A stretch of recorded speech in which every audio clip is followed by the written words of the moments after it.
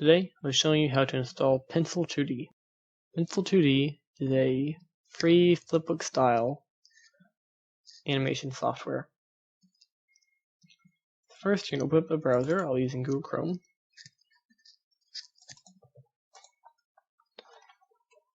Then you'll type in Pencil2D download. If you can't find it, I'll put a link in the description. Then click enter.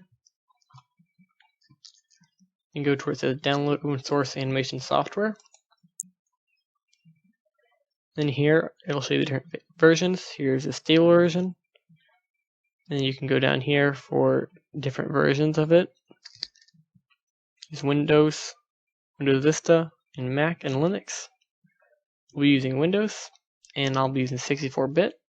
If you don't have that, you can use 32-bit. Then you'll click on it, and wait for it to install. Once it's finished installing, you can click on this arrow, click Show in Folder. If you do not do that and it disappears, you can also click on the File Manager,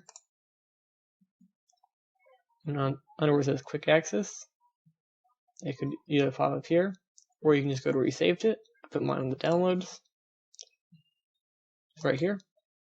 Then you're going to right click on it, because right now it's a compressed file. Now we're going to extract it, so you can click Extract All. And you can just choose the destination where you want to extract it to, or you can just click Extract and it'll stay in the same place.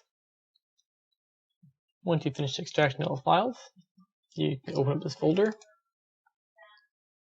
In here you'll see where all the files are, but all you need to look at is where it says Pencil2D and has the icon. You can click on that to open it.